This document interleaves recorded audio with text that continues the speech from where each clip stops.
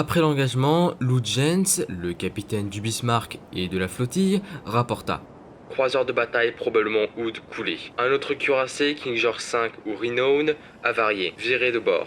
2 croiseurs lourds tiennent le contact.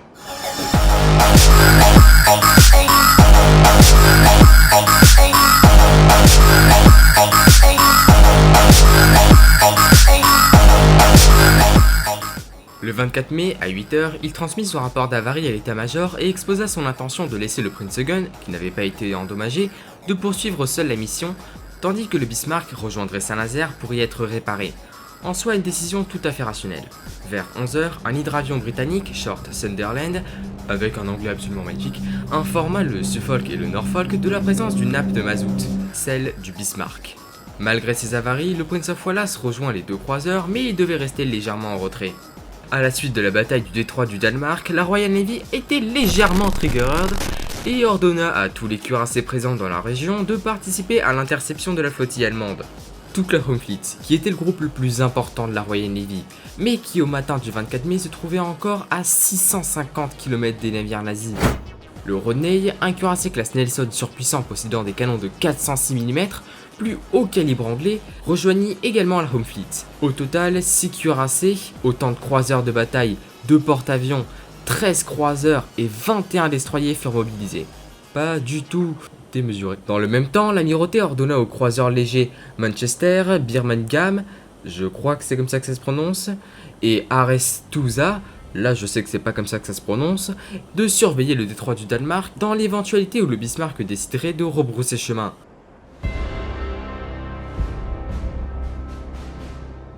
Vers 17h, l'équipage de Prince of Wallace remit en service 9 des 10 canons de son artillerie principale. Il fut décidé de le laisser passer en tête de la formation dans l'hypothèse d'une rencontre avec le Bismarck. À 18h14, le Bismarck fit demi-tour pour faire face à ses poursuivants. Le Suffolk s'éloigna rapidement et le Prince of Wallace tira 12 salves sur le cuirassé ennemi, qui répondit avec 9. Aucun obus ne toucha sa cible. L'affrontement détourna l'attention des navires britanniques et permit au Prince Eugen de s'éloigner. Ce dernier poursuivit vers le sud. De son côté, le Bismarck reprit sa route, toujours suivi sur bâbord par la Home Fleet. Même si ses avaries l'avaient obligé à réduire sa vitesse, le Bismarck continuait de naviguer à 28 nœuds ou 54 km/h, soit autant que le cuirassé King George V de la Home Fleet. À moins de ralentir le cuirassé, les Rosebifs seraient incapables de l'intercepter avant son arrivée en France. Le 25 mai, un peu avant 16h, Tovey, le commandant de la flotte, détacha le porte-avions Victorious et 4 croiseurs légers afin qu'ils puissent lancer des bombardiers torpilleurs sur le Bismarck. À 22h, 6 chasseurs et 9 torpilleurs Swordfish décollèrent du pont d'envol. Les pilotes, inexpérimentés, faillirent attaquer le Norfolk et la confusion permit aux défenses antiaériennes du Bismarck de se préparer. Aucun des appareils anglais ne fut abattu et le cuirassé fut touché par une des 9 torpilles qui le visaient au niveau de la ceinture. L'impact au milieu du navire ne perça pas la coque, mais l'onde de choc tua un marin et en blessa 5 autres. L'explosion endommagea légèrement les équipements électriques, mais des dégâts bien plus importants furent causés par la grande vitesse et les manœuvres violentes destinées à échapper aux torpilles. Les conséquences de la voie d'eau à la proue qui avait été infligée pendant la bataille du détroit du Danemark obligea à l'abandon de la salle des machines numéro 2. La perte de 2 chaudières et l'agrandissement de la gîte vers l'avant obligea le navire à réduire sa vitesse à 30 km/h. Après des travaux de colmatage sur la brèche, la vitesse passa finalement à 37 km/h. Peu après le départ des bombardiers, le Bismarck et le Prince of Wallace s'affrontèrent dans un rapide duel à coups de canon, mais aucun des 2 navires ne parvient à toucher l'autre. À cause de la potentielle présence de U-boats dans la zone, la flotte anglaise fut contrainte de zigzaguer et ainsi perdre du terrain. À 3h, le 26 mai, le Bismarck poussa sa vitesse au maximum et fit un grand tour par l'est, puis par le nord afin de passer derrière les navires ennemis et qu'il perde sa trace. Capitaine, je crois qu'ils ont perdu la trace du cuirassé ennemi. Les Anglais décidèrent alors de disperser leurs navires pour repérer visuellement le Bismarck à l'aube.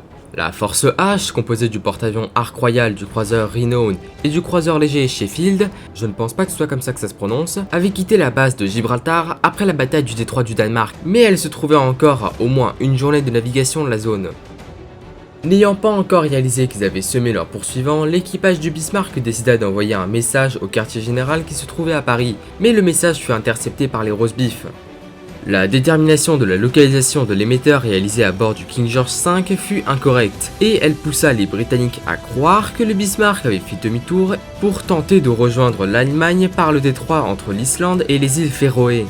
Lorsque l'erreur fut découverte 7 heures plus tard, le cuirassé allemand s'était considérablement éloigné. Les casseurs de code anglais parvinrent heureusement à décrypter les communications, dont une demande de couverture aérienne pour le Bismarck jusqu'à Brest. La résistance française confirma que des appareils allemands se déployaient dans la zone.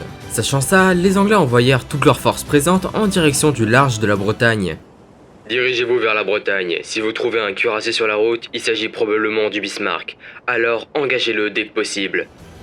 Un escadron de Consolidated PBY Catalinas, ou juste des Catalina, basé en Irlande du Nord, fut envoyé en patrouille le 26 mai à 10h30.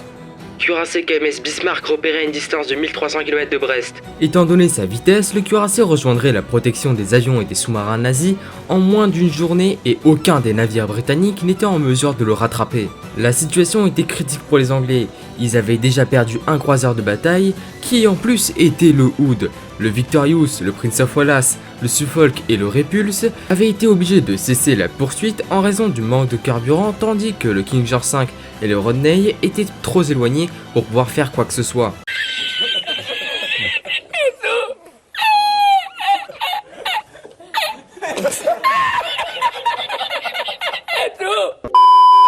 La dernière carte en main des Britanniques était le HMS Ark Royal, plus particulièrement ses avions, qui avaient localisé le Bismarck à 110 km du porte-avions. L'amiral James Somerville, qui commandait le navire, fit immédiatement équiper des bombardiers Swordfish de torpilles. Il fallait frapper fort, il fallait frapper maintenant, c'était leur dernière chance.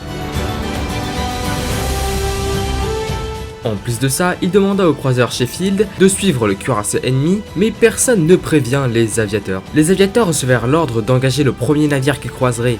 Sauf que vu que le croiseur était en direction du Bismarck, ils le croisèrent avant le dit cuirassé, et donc l'attaquèrent. Heureusement, je vous rassure, les torpilles étaient défectueuses et elles explosèrent dès qu'elles rentrèrent en contact avec l'eau, et le croiseur britannique fut épargné. Après le retour des premiers bombardiers Swordfish, une seconde vague de 15 appareils équipés de torpilles à détonateur à contact, plus simple et plus fiable, comme celle qui était défectueuse juste avant, fut lancée à 19h10 et l'attaque commença à 20h47. Durant l'approche des appareils britanniques, le Bismarck ouvrit le feu sur le Sheffield, dont je n'arrive toujours pas à prononcer le nom, qui s'éloigna rapidement sous la protection d'un écran de fumée. Les avions profitèrent de ce nuage pour surprendre le cuirassé ennemi qui fut forcé de virer brusquement.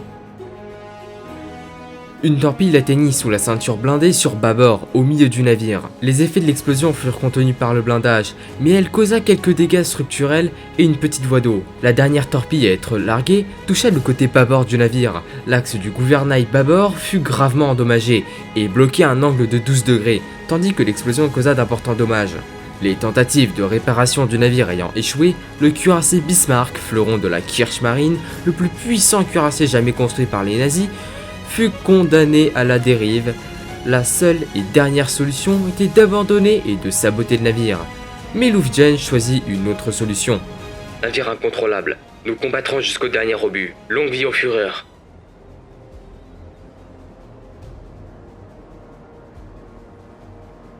Ce message, censé motiver l'équipage, qui était déjà à bloc après la destruction du Hood, fit l'effet inverse. La Home Fleet retrouva le Bismarck à 22h38 et ce dernier lui tira immédiatement dessus. Tout au long de la nuit jusqu'à l'aube, les destroyers de la flotte harcelèrent le cuirassé allemand avec des fusées éclairantes et des dizaines de torpilles, mais aucune ne toucha sa cible. Entre 5 et 6 heures du matin, l'équipage allemand tenta de lancer l'un des hydravions afin d'amener le livre de bord, des images de la bataille avec le Hood et d'autres documents. Mais le troisième obus du Prince of Wallace avait endommagé la catapulte et tout lancement était impossible.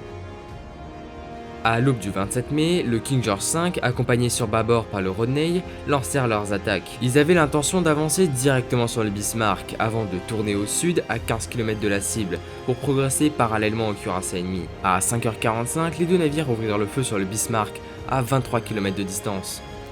5 minutes plus tard, le Bismarck rappliqua avec 2 salves avant d'ajuster le Rodney. Alors que les navires se rapprochaient, leurs artilleries secondaires entrèrent en action. Le Norfolk et le Dorsetshire commencèrent eux aussi à utiliser leurs canons de 203 mm.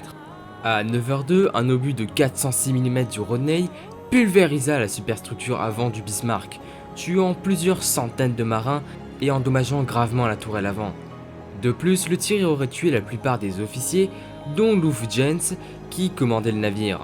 Le Bismarck s'était littéralement fait couper la tête. Malgré tout, le navire continuait à tirer. Un obus atteignit même l'avant de la proue du Rodney, mais à 9h31, les 4 tourelles principales avaient été mises hors service. À 10h, les 2 cuirassés avaient tiré 700 obus avec leur artillerie principale. Le Bismarck, celui qui a détruit notre cher Hood, n'est plus qu'une épave de feu qui sombre doucement vers les fonds. Le Rodney s'approcha à seulement 2700 mètres et continuait à tirer. Les Anglais ne pouvaient pas arrêter de tirer tant que l'ennemi n'avait pas baissé ses couleurs ou que l'équipage commence à abandonner le navire. Le cuirassé Rosebif tira 2 torpilles depuis son tube bâbord et l'une d'elles toucha sa cible. Selon le journaliste Ludovic Kennedy, il s'agit de la seule fois au cours de l'histoire où un cuirassé en a torpillé un autre. Les Allemands ne pouvaient plus gagner la bataille. L'ordre d'abandon du navire fut donné alors que le cuirassé commençait déjà à exploser suite aux dégâts critiques et l'autodestruction du navire qui venait d'être amorcée. Les Britanniques ont tiré au total 2800 obus sur le Bismarck, dont 400 au but. Malgré ça, le navire restait à flot, enfin plus ou moins, et continuait à faire des dégâts. De plus, certains marins ayant quitté le navire plus tôt rapportent que le Falent tribord n'aurait pris presque aucun dégât. A l'inverse du côté bâbord, sur plus de 2000 marins, seuls 400 survivront et seront faits prisonniers. Ce navire a été victime de sa taille, qui l'a tout de suite fait repérer par les alliés, et qui l'a rendu bien trop gourmand en énergie. C'était un navire de fanatiques, complètement fou. Son efficacité au combat a été démontrée, malgré tout, il reste une sorte de Titanic de guerre, coulé à sa première mission. Enfin voilà, ces 2 vidéos, parce que oui il y en a 2, m'auront pris un temps hallucinant à être faites, donc si vous les avez aimés, likez, partagez, et pour participer à l'effort de guerre, abonnez-vous. Voilà, c'était Yataka, maintenant casse-toi.